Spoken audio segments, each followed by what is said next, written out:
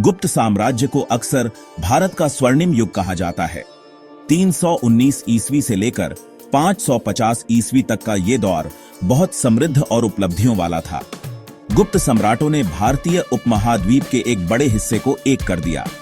उन्होंने एक मजबूत केंद्र सरकार बनाई जिससे शांति और स्थिरता आई। इससे कला, विज्ञान और व्यापार फला फूला। गुप्त काल में भारतीय संस्कृति का अद्भुत विकास हुआ। इसी समय भारत को एक सांस्कृतिक इकाई के रूप में देखा जाने लगा। पूरे उपमहाद्वीप के विद्वान और कलाकार गुप्त दरबार में आते थे। इससे विचारों और ज्ञान का आदान प्रदान हुआ। गुप्त शिक्षा और ज्ञान के संरक्षक थे। उन्होंने नालंदा जैसे विश्वविद्यालय स्थापित किए जो पूरे एशिया के छात्रों को आकर्षित करते थे। गुप्त काल गणित, खगोल विज्ञान, चिकित्सा और साहित्य में अपनी प्रगति के लिए जाना जाता है। गुप्त साम्राज्य शांति और समृद्धि का समय था, जिससे कला और संस्कृति का विकास हुआ। यह महान बौद्धिक और वैज्ञानिक प्रगति का काल था। गुप्त साम्राज्य ने भारत और दुनिया पर एक अमिट छाप छोड़ी। गुप्त वंश की स्थापना श्री गुप्त ने 3री शताब्दी के अंत में की थी। उन्होंने वर्तमान उत्तर प्रदेश में एक छोटे से राज्य पर शासन किया। उनके बेटे और उत्तराधिकारी घटोत्कच ने राज्य का विस्तार किया, लेकिन श्री गुप्त के पोते चंद्रगुप्त प्रथम ने ही साम्राज्य की नींव रखी। चंद्रगुप्त प्रथम 319 ईस्वी में गद्दी पर बैठे। वे एक महत्वाकांक्षी शासक थे। उन्होंने कई सैन्य अभियान चलाए जिससे गुप्त साम्राज्य का काफी विस्तार हुआ। उनकी सबसे महत्वपूर्ण विजय उपजाऊ गंगा का मैदान था। इससे उन्हें बड़ी आबादी और महत्वपूर्ण व्यापार मार्गों पर नियंत्रण मिला। चंद्रगुप्त प्रथम ने गुप्त वंश को उत्तर भारत में एक प्रमुख शक्ति के रूप में स्थापित किया। उन्होंने महाराजाधिराज की उपाधि धारण की, जिसका अर्थ है राजाओं का राजा। यह गुप्त साम्राज्य की शुरुआत थी। उन्हें उनकी सैन्य उपलब्धियों और भारतीय इतिहास में स्वर्ण युग की स्थापना में उनकी भूमिका के लिए याद किया जाता है। हूण आक्रमण गुप्त साम्राज्य के पतन का एक महत्वपूर्ण कारण थे। हूण, जिन्हें हेफ्थलाइट भी कहा जाता है, मध्य एशिया के खानाबदोश लोग थे। वे खूंखार योद्धा थे। उन्होंने 5वीं शताब्दी के अंत में गुप्त साम्राज्य की उत्तर पश्चिमी सीमाओं पर छापा मारना शुरू कर दिया। हूण आक्रमणों ने गुप्त साम्राज्य के संसाधनों पर काफी दबाव डाला। गुप्तों को अपने क्षेत्र की रक्षा के लिए एक बड़ी सेना रखनी पड़ी। इससे उनका खजाना खाली हो गया और उनकी रक्षा कमजोर हो गई। लगातार युद्ध ने व्यापार और कृषि को भी बाधित किया, जिससे साम्राज्य की अर्थव्यवस्था और कमजोर हो गई। हंसों को अंततः गुप्त सम्राट स्कंदगुप्त ने 455 ईस्वी में हरा दिया, लेकिन यह जीत एक कीमत पर मिली। लगातार लड़ाई से गुप्त साम्राज्य बहुत कमजोर हो गया था। इसके संसाधन कम हो गए थे और इसकी सेना थक गई थी। इससे गुप्तों के लिए बाद के आक्रमणों और आंतरिक विद्रोहों का विरोध करना मुश्किल हो गया। हूण आक्रमणों ने गुप्त साम्राज्य के अंत की शुरुआत की। 467 ईस्वी में स्कंदगुप्त की मृत्यु के बाद गुप्त साम्राज्य को कई कमजोर शासकों का सामना करना पड़ा। स्कंदगुप्त के उत्तराधिकारी साम्राज्य को एक साथ रखने के लिए आवश्यक मजबूत नेतृत्व प्रदान करने में असमर्थ थे। इससे आंतरिक संघर्ष और विद्रोह हुए। गुप्त साम्राज्य एक विशाल और विविध क्षेत्र था। इसमें कई अलग अलग राज्य और क्षेत्र शामिल थे। स्कंदगुप्त के बाद इनमें से कई क्षेत्रों ने अपनी स्वतंत्रता का दावा करना शुरू कर दिया। स्थानीय शासकों ने खुद को स्वतंत्र घोषित कर दिया। उन्होंने गुप्त दरबार में कर भेजना बंद कर दिया। गुप्त शासक उत्तराधिकार विवादों से भी ग्रस्त थे। इन विवादों के कारण अक्सर गृहयुद्ध होते थे। इन आंतरिक संघर्षों ने साम्राज्य को और कमजोर कर दिया और इसे बाहरी आक्रमण के लिए असुरक्षित बना दिया। कभी एकजुट गुप्त साम्राज्य अब अंदर से विभाजित और कमजोर हो गया था। अवसरवादी दुश्मनों द्वारा लेने के लिए तैयार था।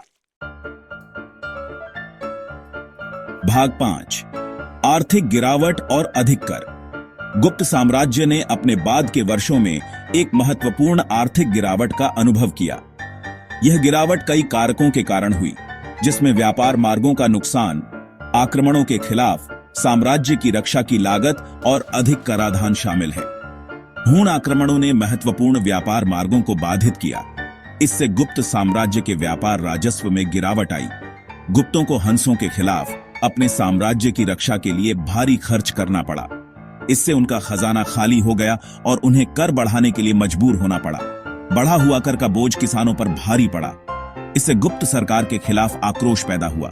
आर्थिक गिरावट और अधिक कराधान ने गुप्त राज्य के कमजोर होने में योगदान दिया। इसने सामाजिक अशांति को बढ़ावा दिया, जिससे स्थानीय शासकों के लिए गुप्त सत्ता के खिलाफ विद्रोह करना आसान हो गया। भाग 6 धार्मिक और सांस्कृतिक बदलाव। गुप्त काल भारत में महान धार्मिक और सांस्कृतिक परिवर्तन का काल था। जबकि गुप्त स्वयं हिंदू थे, उन्होंने धार्मिक सहिष्णुता की नीति का पालन किया। इससे बौद्ध धर्म और जैन धर्म भी फलने फूलने लगे। हालांकि समय के साथ धार्मिक प्रथाओं में धीरे धीरे बदलाव आया। गुप्त काल के दौरान हिंदू धर्म का पुनरुत्थान हुआ। यह आंशिक रूप से गुप्त शासकों के संरक्षण के कारण था। नए हिंदू संप्रदाय उभरे जो भक्ति प्रथाओं और विष्णु और शिव जैसे देवताओं की पूजा पर जोर देते थे।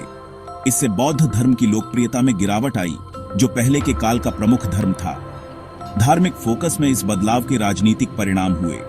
गुप्त साम्राज्य लंबे समय से बौद्ध मठों के समर्थन पर निर्भर था, जो धनी और प्रभावशाली संस्थान थे। जैसे जैसे बौद्ध धर्म का पतन हुआ, वैसे वैसे इन मठों की राजनीतिक और आर्थिक शक्ति भी कम होती गई। इससे गुप्त राज्य कमजोर हुआ और इसके पतन में योगदान दिया। भाग 7 गुप्त साम्राज्य का पतन। 6ठी शताब्दी की शुरुआत तक गुप्त साम्राज्य पतन की स्थिति में था। आंतरिक कलह, आर्थिक समस्याओं और बाहरी खतरों से कमजोर साम्राज्य क्षेत्रीय शासकों की बढ़ती शक्ति का विरोध करने में असमर्थ था। 550 ईस्वी में मांधाता के एक शासक यशोधर्मन ने अंतिम गुप्त सम्राट को हराया। यह गुप्त साम्राज्य के अंत का प्रतीक था। कभी शक्तिशाली साम्राज्य छोटे राज्यों के एक समूह में बिखर गया। गुप्त साम्राज्य का पतन एक क्रमिक प्रक्रिया थी। यह कारकों के एक जटिल परस्पर क्रिया का परिणाम था। इन कारकों में विदेशी आक्रमण, कमजोर नेतृत्व, आंतरिक विद्रोह, आर्थिक गिरावट और धार्मिक और सांस्कृतिक बदलाव शामिल थे। गुप्त साम्राज्य के पतन का भारतीय उपमहाद्वीप पर गहरा प्रभाव पड़ा। इसने क्षेत्रीय राज्यों और राजनीतिक विखंडन के एक नए युग की शुरुआत की। भाग 8 गुप्तों की विरासत। हालांकि गुप्त साम्राज्य अंततः ढह गया, लेकिन इसकी विरासत आज भी भारत को आकार देती है। गुप्त काल को भारतीय सभ्यता के स्वर्ण युग के रूप में याद किया जाता है। यह शांति, समृद्धि और कला, विज्ञान और शासन में उल्लेखनीय उपलब्धियों का समय था। गुप्तों ने कला, वास्तुकला और साहित्य में एक समृद्ध विरासत छोड़ी। अपनी उत्तम मूर्तियों और चित्रों के साथ अजंता और एलोरा की गुफाएं गुप्त युग की कलात्मक प्रतिभा का प्रमाण हैं। गुप्त काल में संस्कृत साहित्य का भी विकास हुआ, जिसमें प्रसिद्ध कवि कालिदास जैसे शाही दरबारों की शोभा बढ़ाई। गुप्तों ने गणित और खगोल विज्ञान में महत्वपूर्ण योगदान दिया। दशमलव प्रणाली, शून्य की अवधारणा और पाई की गणना सभी इसी अवधि के दौरान विकसित किए गए थे। इन नवाचारों का दुनिया भर में गणित और विज्ञान के विकास पर गहरा प्रभाव पड़ा। गुप्त साम्राज्य भले ही चला गया हो, लेकिन इसका प्रभाव भारत और उसके बाहर के सांस्कृतिक और बौद्धिक परिदृश्य में अभी भी महसूस किया जा सकता है। भाग 9 निष्कर्ष। गुप्त साम्राज्य भारतीय इतिहास में एक महत्वपूर्ण काल का प्रतिनिधित्व करता है। यह अभूतपूर्व समृद्धि, सांस्कृतिक उत्कर्ष और बौद्धिक उपलब्धियों का समय था। गुप्तों ने अपने कुशल प्रशासन और कला और विज्ञान के संरक्षण के माध्यम से एक ऐसा वातावरण बनाया जहां ज्ञान फला फूला और भारत की सीमाओं से बहुत दूर तक फैला। जबकि उनका साम्राज्य अंततः बाहरी आक्रमणों, आंतरिक संघर्षों और आर्थिक गिरावट के दबाव के आगे झुक गया, उनकी विरासत प्रेरित करती रहती है। गणित, खगोल विज्ञान, साहित्य और कला में उनके योगदान ने मानव सभ्यता पर एक अमिट छाप छोड़ी है। गुप्त साम्राज्य एक अनुस्मारक के रूप में कार्य करता है कि अपरिहार्य पतन के बावजूद ज्ञान, कला और मानव क्षमता की खोज आने वाली पीढ़ियों के लिए एक स्थायी विरासत छोड़ सकती है।